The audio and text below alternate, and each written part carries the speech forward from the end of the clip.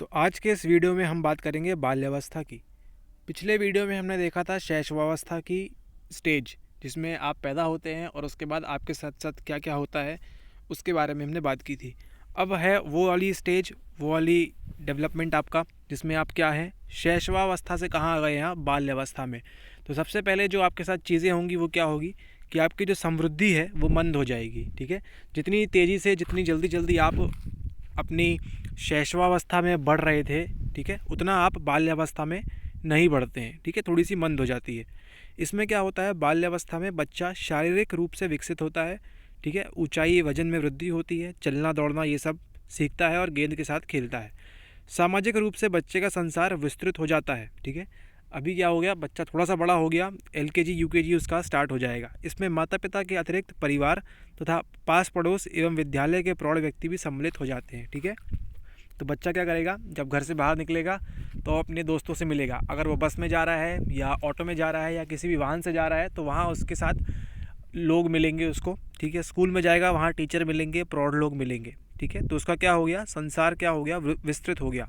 बच्चा अच्छे एवं बुरे की अवधारणा भी सीखना प्रारंभ कर देता है। ठीक है, आते जाते में, घर में, विद्यालय में क्या सीखता है वो, अच्छे एवं बुरे की अवधारणा करना सीखता है, अर्थात नैतिकता का बोध भी विकसित हो जाता है। ठीक है, तो हम ये नहीं कह सकते कि शैशवावस्था में नैतिकता होती है। ठीक है, 6 महीने 8 महीने 1 साल के बच्चे में आप नैतिकता की उम्मीद नहीं कर सकते। लेकिन जब एक बच्चा बाल्यावस्था में होता है तो हम कह सकते हैं वो धीरे धीरे, पूरा तो नहीं, लोग 18 20 25 साल में भी नैतिक नहीं हो पाते हैं, लेकिन थोड़ा थोड़ा क्या होता है उनमें नैतिकता का बोध विकसित होना शुरू हो जाता है। वे कार्यों को स्वतंत्र रूप से कर सकते हैं, लक्ष्यों का निर्धारण कर सकते हैं तथा वयस्कों की अपेक्षाओं को पूरा कर सकते हैं। ठीक है, तो ये बात आपको ध्यान रखनी है। अब बात करते हैं सबसे पहले शारीरिक विकास किस प्रकार से होता है। तो प्रारंभिक विकास 2 सिद्धांतों का अनुसरण करता है। कौन कौन सा, विकास शिरः पदाभिमुख, जिसे कहते हैं हम इंग्लिश में सेफेलोकॉर्डिली, अर्थात मस्तिष्क या सिर के क्षेत्र से पैर या निचले हिस्से तक अग्रसर होता है। ठीक है, इसमें क्या होता है, बच्चा जो रहता है शरीर के निचले भाग से पहले शरीर के ऊपरी भाग पर नियंत्रण प्राप्त करता है। ठीक है, जो हमारी जो बॉडी का पार्ट है उसमें नीचे के बजाय ऊपर का जो बॉडी पोर्शन है वो पहले एक्टिव होता है। पूर्व शैशवावस्था में शिशुओं का सिर उनके शरीर के अनुपात में बड़ा होता है। तो आपने जब देखा होगा छोटे बच्चे जो होते हैं जब शैशवावस्था में होते हैं तो क्या होता है, उनका सिर जो रहता है शरीर के अनुपात में काफ़ी बड़ा प्रतीत होता है। ठीक है, यदि आप एक बच्चे को घुटने के बल चलते हुए देखें तो पाएंगे कि पहले वह भुजाओं का उपयोग करेगा। ठीक है, हमको चलना होता है तो हम क्या करते हैं, अपने पैरों का उपयोग करते हैं, लेकिन जितने छोटे बच्चे जब रहते हैं तो वो क्या करते हैं, पहले अपने हाथों का इस्तेमाल करते हैं। दूसरा, समृद्धि शरीर के मध्य से प्रारंभ होती है, आपके पेट के पास से, आपके नाभि के पास से, और बाद में दूर के अंगों की ओर बढ़ती है। इसे क्या कहते हैं, प्रॉक्सिमोडिस्टल प्रवृत्ति कहते हैं, यानी कि समीप दूराभिमुख। ठीक है, पेट के पास से शुरू होगा, आपके शरीर के मध्य से, अर्थात बच्चे शरीर के दूरस्थ अंगों से पहले धड़ पर नियंत्रण प्राप्त करते हैं। ठीक है, तो दूर के अंग है, जैसे हमारे पैर हुए, ठीक है, हाथ हुए, जो दूर दूर के हैं, इनके बजाय पहले हम कहाँ, धड़ पर नियंत्रण प्राप्त करते हैं। प्रारंभ शुरू वस्तु तक पहुंचने के लिए पूरे शरीर को घुमाते हैं। ठीक है, जब बच्चा छोटा रहता है तो क्या करता है, खिलौने को पकड़ने के लिए, चॉकलेट को पकड़ने के लिए क्या करता है, पूरा शरीर घुमा देता है, लेकिन धीरे धीरे वे चीज़ों तक पहुंचने के लिए अपनी भुजाओं को आगे बढ़ाते हैं। फिर बाद में क्या करते हैं वो, जब थोड़ी सी उनकी अवस्था सुधर जाती है, क्या करते हैं, अपने हाथों का उपयोग करना, अपनी भुजाओं का उपयोग करना शुरू कर देते हैं। ये परिवर्तन परिपक्व हो रहे तंत्रिका तंत्र, ठीक है, आपके साथ साथ शारीरिक के साथ साथ आपका जो तंत्रिका तंत्र है वह भी परिपक्व हो रहा है। ठीक है, के फलस्वरूप होते हैं, ना कि किसी कमी के कारण, क्योंकि दोषपूर्ण दृष्टि वाले बच्चे भी ठीक इसी अनुक्रम का प्रदर्शन करते हैं। तो ठीक है, तो ऐसे बच्चे जिनमें कुछ डिसेबिलिटी वगैरह होती है, ठीक है, जिनकी आंखें बराबर काम नहीं करती, उनकी दृष्टि में कुछ दोष रहता है, वे भी ठीक इसी प्रकार से काम करते हैं जैसा एक सामान्य शिशु या बालक करता है। बच्चे जैसे जैसे बड़े होते हैं वे पतले दिखते हैं, क्योंकि उनके धड़ की लंबाई बढ़ती है और शरीर में वसा की मात्रा घटती है। ठीक है, तो जो आपको जो फैट है, जो वसा है, वो आपके शरीर में कम होती है, तो बच्चे क्या लगता है, हमको ऐसा प्रतीत होता है कि वो बच्चे बड़े हो रहे हैं। शरीर के अन्य किसी अंग की तुलना में मस्तिष्क जो है आपका और सिर अधिक तेज़ी से विकसित होता है। तो सबसे तेज़ क्या विकसित हो रहा है आपका, मस्तिष्क और सिर। मस्तिष्क की समृद्धि और उसका विकास महत्वपूर्ण है, क्योंकि ये बच्चों में नेत्र हस्त समन्वय, हैंड आई कोऑर्डिनेशन जिसे कहते हैं हम, पेंसिल को पकड़ना एवं लिखने का प्रयास करना, ठीक है, जैसी योग्यताओं को परिपक्व होने में सहायता प्रदान करता है। तो आपका मस्तिष्क और सिर का विकसित होना क्यों ज़रूरी है, क्योंकि आपको क्या होता है, उससे आपका हैंड आई कोऑर्डिनेशन अच्छा होता है, पेंसिल को पकड़ना सीखते हैं बच्चे जो हैं, लिखना सीखते हैं। ठीक है, क्या देख के क्या लिखना है वो सब मस्तिष्क से ही पॉसिबल हो सकता है। इसके बाद हम बात करते हैं पेशीय विकास की बात करें तो भुजाओं एवं पैरों का उपयोग करना, ठीक है, तथा अधिक विश्वास तथा उद्देश्यपूर्ण ढंग से परिवेश में घूमना फिरना सम्मिलित है। सूक्ष्म पेशीय कौशलों, उंगली निपुणता तथा नेत्र हस्त समन्वय में पूर्व बाल्यावस्था में अत्यधिक सुधार होता है। तो आप देख रहे हैं धीरे धीरे हर चीज़ में क्या होगा, उनका सुधार होता चला जाएगा। इस अवधि में बच्चे के बाएं अथवा दाएं हाथ के लिए वरीयता का भी विकास होता है। तो हमें कह सकते हैं कि जो बाल्यावस्था होती है इसमें बच्चे क्या करते हैं, वो लेफ्ट हैंड से प्रारंभ करेंगे लिखना या लेफ्ट हैंड से या राइट हैंड से, ये डिसाइड होता है इसी दौरान। अब बात करते हैं हम संज्ञानात्मक विकास की, ठीक है। तो पहले हमने क्या देखा था कि वो चीज़ों को क्या कर रहे हैं, जो वस्तु भौतिक रूप से उपस्थित नहीं है उसे मानसिक रूप से निरूपित करने की योग्यता बच्चा प्राप्त करता है। तो पिछले एग्जाम्पल में हमने देखा था, पिछले लेक्चर में, कि जो बच्चा है वो खिलौना चॉकलेट जो है उसको आँखों के सामने से गायब कर दी जाए तो उसको लगता है कि वो सही में गायब हो गई है। लेकिन अब क्या होगा, उसका संज्ञान इतना विकसित हो चुका होगा कि भौतिक रूप से उपस्थित नहीं है वो वस्तु, फिर भी क्या करता है, वो मानसिक रूप से सोच सकता है कि अच्छा वो अस्तित्व में है, इन्होंने मुझसे छुपा दिया है या कहीं और रख दिया है। तो यहाँ पे जो बात हमको नोटिस करने की है वो ये है कि पूर्व बाल्यावस्था में संज्ञानात्मक विकास पियाजे के पूर्व संक्रियात्मक विचार की अवस्था पर ध्यान केंद्रित करता है, ठीक है। तो अगर आपने वो टेबल अच्छे से पढ़ा है जो आपको पिछली वीडियो में बताया था तो आपको ज़रूर मदद होगी। तो यहाँ हमने देखा संज्ञान बच्चे का विकास हो गया, उसका विकसित हो गया, और अब वो क्या कर रहा है, चीज़ों को मेंटल इमेजेस बना के सोच सक रहा है कि खिलौना हमसे छुपा दिया गया है या नहीं। तालिका 4.3 में आपको दिख जाएंगी पेशीय कौशलें। 3 वर्ष में बच्चा उछलना कूदना प्रारंभ कर देता है, 4 वर्ष में क्या होता है, 5 वर्ष में क्या होता है, ठीक है। इसके बाद हम बात करते हैं अगली, कि आपने देखा होगा कि व्यक्तियों, वृक्षों, कुत्ता, घर आदि को निरूपित करने के लिए बच्चे, देखा होगा आपने, बच्चों ने क्या करते हैं, घर के दीवारों पे यहाँ वहाँ चित्र बनाना स्टार्ट करते हैं। तो ठीक है, अब क्या होता है, प्रतीकात्मक विचार में संलग्न रहने की बच्चे की यह योग्यता उसके मानसिक संसार को विस्तृत करने में सहायक होती है। तो जैसे जैसे बच्चा चीज़ों को बनाना स्टार्ट करता है तो क्या होता है, उसका मानसिक संसार भी उतना डेवलप होता जाता है।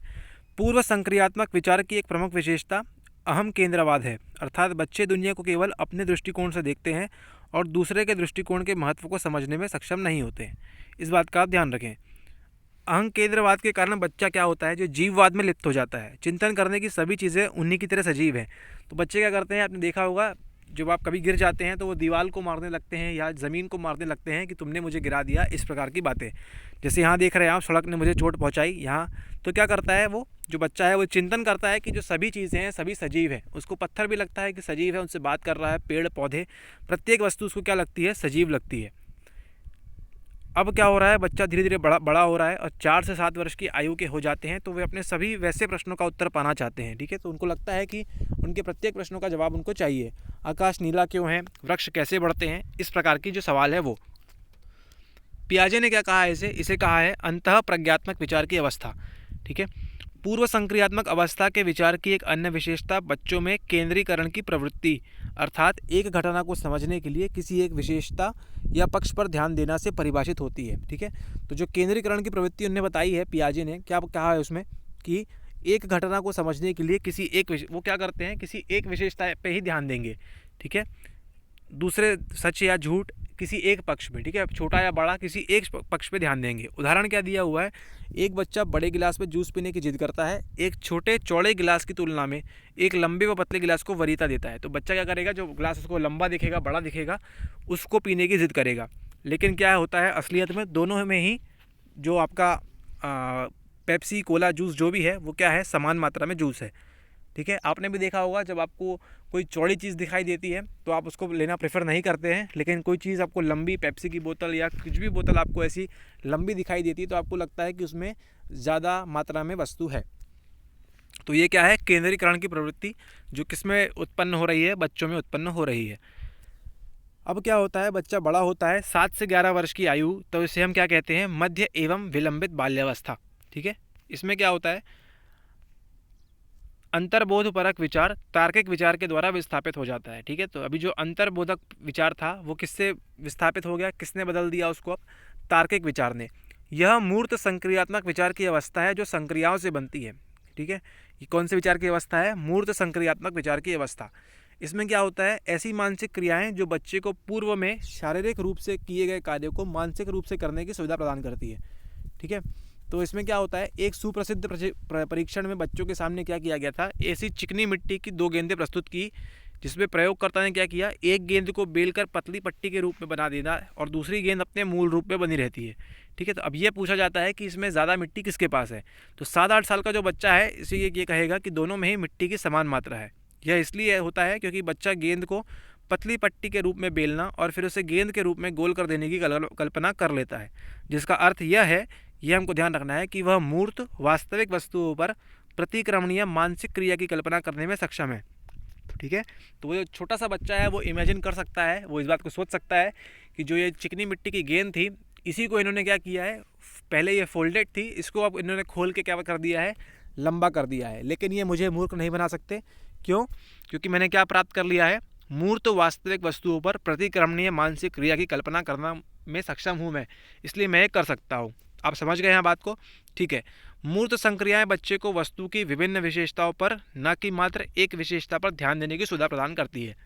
ठीक है, चिंतन अधिक लचीला हो जाता है। जैसे जैसे मध्य और विलंबित बाल्यावस्था आती है, क्या होता है, चिंतन अधिक लचीला हो जाता है और चीज़ों के बारे में थिंकिंग कर सकते हैं, विचार कर सकते हैं और समस्या समाधान प्रॉब्लम सॉल्विंग करते समय बच्चे विकल्पों के बारे में सोच सकते हैं अथवा आवश्यकता पड़ने पर अपने द्वारा उपयोग में लाए गए उपायों को मानसिक रूप से दोहरा सकते हैं। ठीक है, आप देख रहे हैं किस प्रकार की ग्रोथ हो रही है। पहले कुछ भी नहीं हो पा रहा था, लेकिन अब बच्चा क्या कर रहा है, पहले खिलौने को देख के वो सोचता था खिलौना अस्तित्व में नहीं है, फिर धीरे धीरे क्या करता है, वो थिंकिंग उसकी डेवलप होती है, सब चीज़ें बड़ी होती हैं। अब क्या कर रहा है, वो दिमाग में ही मानसिक रूप से चिंतन कर ले रहा है कि ये जो चिकनी मिट्टी की गेंद है, इसी को इन्होंने लंबा करके बता दिया है और हमसे पूछ रहे हैं कि ये ज़्यादा लंबी कौन सी है। ठीक है, तो बच्चे में क्या है, चिंतन के साथ साथ जो मानसिक प्रक्रियाएँ हैं वो भी तेज़ होना शुरू हो गई हैं। ओके, इसके बाद हम देखते हैं अगला, बीजगणितीय समीकरण को पूरा करने के लिए आवश्यक चरण अथवा पृथ्वी के अक्षांश या देशांतर रेखाओं की कल्पना करना। ठीक है, तो जैसे आप भी क्या करते हैं अपने भूगोल में, अपनी ज्योग्राफी में क्या करते हैं, आप चिंतन करते हैं कि क्या है आपके पास, अक्षांश या देशांतर रेखाएं हैं। ठीक है, या कोई इक्वेशन वगैरह आप गणित में सॉल्व करने के लिए लेट एक्स बी का ऐसा मान करते हैं, तो क्या है ये, आप चीज़ों को मान कर रहे हैं ना। तो वैसा ही बच्चों में डेवलप हो जाता है उसी एज से ये कल्पना करने की शक्ति। बच्चे की बढ़ती हुई संज्ञानात्मक योग्यताएं भाषा अर्जन को सुगम बना देती हैं। ठीक है, तो जो भाषा का एक टॉपिक है आपका यूपीएससी में, टॉपिक नंबर 13, उसको भी कवर करेंगे हम डिटेल के साथ। ठीक है, तो संज्ञानात्मक योग्यताएं में आपकी भाषा भी आएगी, तो तब हम पढ़ेंगे चॉम्स्की और स्किनर के बारे में। अब देखते हैं इन्हीं बच्चों में सामाजिक और सामूहिक विकास किस प्रकार से होता है। पहला है स्व, सेल्फ, लिंग, जेंडर तथा नैतिक मॉरल विकास बच्चों के सामाजिक सामूहिक विकास के महत्वपूर्ण आयाम है। बाल्यावस्था के प्रारंभिक वर्षों में स्व में कुछ महत्वपूर्ण विकास होता है। मतलब स्व मतलब स्वतः, सेल्फ मेरी आपकी खुद की बात होगी जब बच्चा अपने बारे में स्वयं विचार करेगा। समाजीकरण के कारण बच्चा यह बोध विकसित कर लेता है कि वह कौन है, उसको मालूम पड़ता है कि मैं कौन हूँ और वह अपनी पहचान किसकी तरह बनाना चाहता है। ठीक है, एरिक्सन के अनुसार, एरिक्सन जो पिछले चैप्टर लेसन में पढ़ा था हमने, उनके अनुसार उनकी स्वप्रेरित क्रियाओं के प्रति माता पिता जिस प्रकार से प्रतिक्रिया करते हैं वह पहल शक्ति बोध या अपराध बोध को विकसित करता है। ठीक है, तो बच्चा जो भी अपने बारे में, स्वतः के बारे में विचार करेगा कि मैं खिलाड़ी बनूंगा, मैं सिंगर बनूंगा, मैं डांसर बनूंगा, जो भी उनको बनना है स्वतः के बारे में, तो इससे के बाद क्या होगा, एरिक्सन जो साइंटिस्ट हैं वो क्या कहते हैं कि माता पिता जिस प्रकार से प्रतिक्रिया करेंगे, तुम ये करोगे या नहीं करोगे, उस हिसाब से क्या होगा, उनमें पहल शक्ति बोध या अपराध बोध को विकसित होगा उस बच्चे में। पहल के लिए आलंबन की अनुभूति उत्पन्न करेगा। ठीक है, साइकिल चलाना, दौड़ना, स्केटिंग जैसे खेलों के लिए स्वतंत्रता एवं अवसर प्रदान करना तथा बच्चों के प्रश्नों का उत्तर देना उनके द्वारा की गई पहल के लिए आलंबन की अनुभूति उत्पन्न करेगा। तो ऐसे बच्चों जिनको फ्री छोड़ दिया जाता है उनमें क्या होता है, पहल के लिए आलंबन की अनुभूति उत्पन्न हो जाती है। इसके विपरीत यदि उन्हें यह अनुभव कराया जाता है कि उनके प्रश्न अनुपयोगी है, मतलब वो जो भी पूछ रहे हैं वो सब फालतू का है, बकवास है तथा उनके द्वारा खेले गए खेल का कोई मतलब नहीं है, मूर्खतापूर्ण है, तो संभव है कि बच्चों में स्वयं के द्वारा प्रारंभ की गई क्रियाओं के प्रति दोष भावना विकसित होगी, जो बच्चों के बाद के जीवन में भी बनी रह सकती है। इसी से हम समझते हैं एग्जाम्पल, जो आज उद्यमी बनने की बात होती है, जो एंटरप्रेन्योर बनने की बात होती है, तो लगभग वो सारे बच्चे वैसे होंगे जिन्होंने कभी खुद से कुछ पहल की होगी और उनके माता पिता ने उनको सपोर्ट किया होगा, मोस्ट 80% केसेस में। ठीक है, और जो आज नौकरी कर रहे हैं, जो उद्यमी नहीं है, उनके साथ क्या होगा कि जब भी कुछ पहल करने गए होंगे तो उनके माता पिता ने उन्हें अड़ंगा डाल दिया होगा या रोड़ा डाल दिया होगा कि आप ये मत करिए, आप अपना चुपचाप पढ़ाई करिए। ठीक है, सब्जेक्ट टू मार्केट रिस्क।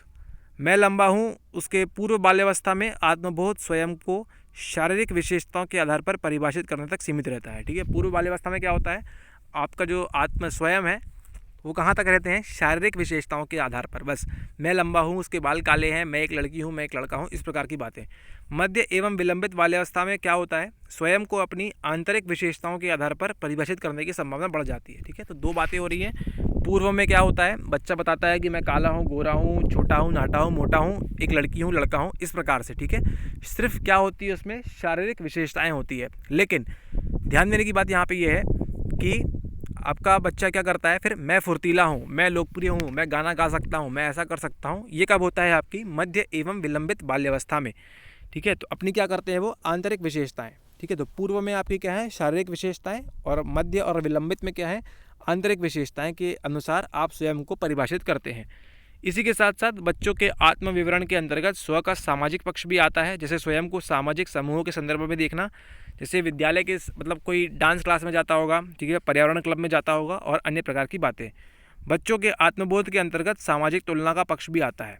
ठीक है, कौन सा पक्ष आया, सामाजिक तुलना का पक्ष भी आएगा। बच्चों के आत्मबोध, स्वयं की जब बात होगी, वे दूसरों की तुलना में क्या कर सकते हैं अथवा क्या नहीं कर सकते हैं। मैंने अतुल की तुलना में अधिक अंक प्राप्त किए, अथवा मैं कक्षा में दूसरे बच्चों की तुलना में तेज़ दौड़ सकता हूँ।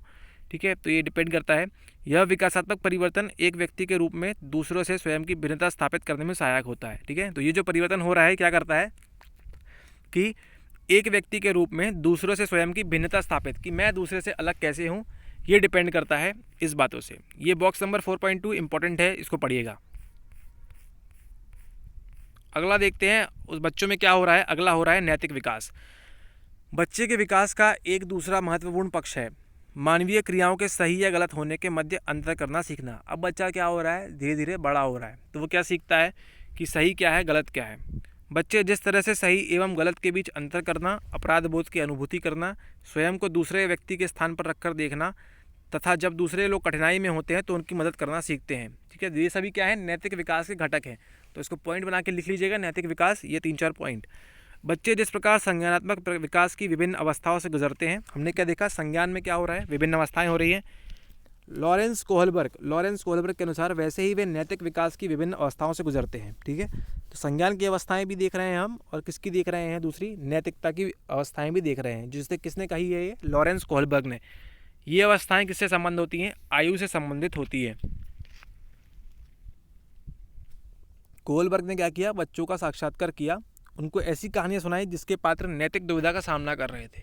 ध्यान से सुनिएगा, दुविधा में पात्र को क्या करना चाहिए और क्यों। उसके अनुसार अलग अलग उम्र में बच्चे सही एवं गलत के बारे में भिन्न भिन्न प्रकार से विचार करते हैं। छोटा बच्चा अर्थात 9 वर्ष की आयु से पहले का बच्चा क्या विचार करेगा कि बाह्य एवं प्रभावी व्यक्तियों के संदर्भ में चिंतन करता है। ठीक है, उसके अनुसार कोई कार्य गलत है क्योंकि उसके लिए वह दंडित किया जाता है, तथा सही है क्योंकि उसके लिए उसे पुरस्कृत किया जाता है। तो 9 वर्ष के पहले का जो बच्चा होगा वो क्या करेगा, अगर उसको पुरस्कार मिला है तो वो सही है, और उसको अगर दंड मिला है तो वो गलत है, जो भी बच्चा कार्य कर रहा है। जब बच्चा बड़ा होता है अर्थात पूर्व किशोर अवस्था तक, तो क्या करता है, वह दूसरों द्वारा स्थापित नियमों जैसे माता पिता अथवा समाज के नियमों के द्वारा नैतिक तर्कना विकसित करता है। ठीक है, अब देख रहे हैं नैतिकता डेवलप हो रही है। जो 9 साल का बच्चा है उसको कोई नैतिकता से मतलब नहीं है। अगर प्राइज़ मिला है तो सही है बच्चा, अगर डांट मिली है तो गलत है। प्रवीण बनने तथा दूसरों की स्वीकृति प्राप्त करने के लिए इनको आत्मसात कर लिया जाता है। ठीक है, इस अवस्था में नैतिक चिंतन अपेक्षाकृत अटल होते हैं। जब वे बड़े होते हैं तो वे धीरे धीरे व्यक्तिगत नैतिक संहिता या नियमावली विकसित कर लेते हैं। ठीक है, तो पहला बच्चा क्या करेगा, सही गलत का फैसला कैसे करेगा, प्राइज़ के आधार पर। दंड मिल रहा है तो गलत है, तारीफ हो रही है, पुरस्कार मिल रहा है तो सही है। उसके बाद माता पिता दूसरों से देखेगा, जो भी सीखेगा वो नैतिकता डेवलप करेगा पूर्व किशोर अवस्था तक। तो उससे क्या होगा, वो डिसाइड करेगा कि ये सही है गलत है। इसको क्या कर लेगा, वो धीरे धीरे आत्मसात कर लेगा। ठीक है, इसके बाद क्या होगा, जब और बड़ा होगा बच्चा, धीरे धीरे उसके जीवन बढ़ेगा आगे, तो क्या होगा, नैतिक चिंतन अपेक्षाकृत अटल होते हैं। तो जैसे जैसे बड़ा होगा धीरे धीरे क्या करेगा, वो नैतिक संहिता, जो हमारे देश में ये सही है ये गलत है, दूसरे किसी देश में ये सही है ये गलत है, ठीक है, या नियमावली इस प्रकार की विकसित कर लेगा स्वयं की। ठीक है, तो ये बात थी आपके बाल्यावस्था की। आप देख चुके हैं कि बाल्यावस्था के अंत में समृद्धि की अधिक धीमी दर बच्चे को समन्वय तथा संतुलन के कौशलों को विकसित करने में सक्षम बनाती है। ठीक है, तो इसी दौरान क्या होते हैं, जो बच्चे हैं स्पोर्ट्स वगैरह करना स्टार्ट कर देते हैं और उसमें आगे अपने कौशल बढ़ाना स्टार्ट कर देते हैं। भाषा का विकास होता है और बच्चा विवेकपूर्ण तर्कना कर सकता है। ठीक है, तो धीरे धीरे बच्चा क्या करेगा, तर्कपूर्ण विवेकपूर्ण तर्क करना स्टार्ट कर देगा। जैसे परिवार तथा समूह में अधिक संलिप्त हो जाता है। ठीक है, सामाजिक रूप से बच्चा सामाजिक व्यवस्था समाज में जाना स्टार्ट कर देता है। 2-3 साल का बच्चा समाज में क्या जाएगा, लेकिन जैसे जैसे बच्चा बड़ा होता है तो क्या होता है, वो परिवार समूह ऑफिस अपने स्कूल में, ट्रेन में, बस में, जहाँ भी जाएगा वो अपने ऑटो में क्या होगा, संलिप्त होता जाएगा उनके साथ साथ। ठीक है, तो इस लेक्चर के लिए इतना ही। अगले में देखेंगे हम किशोरावस्था तथा प्रौढ़ावस्था की अवधि में मानव विकास में होने वाले परिवर्तनों को क्या क्या बताया गया है उसके बारे में। ठीक है, तो ये 2 इंपॉर्टेंट चीज़ें थी। मिलते हैं अगले वीडियो में। धन्यवाद।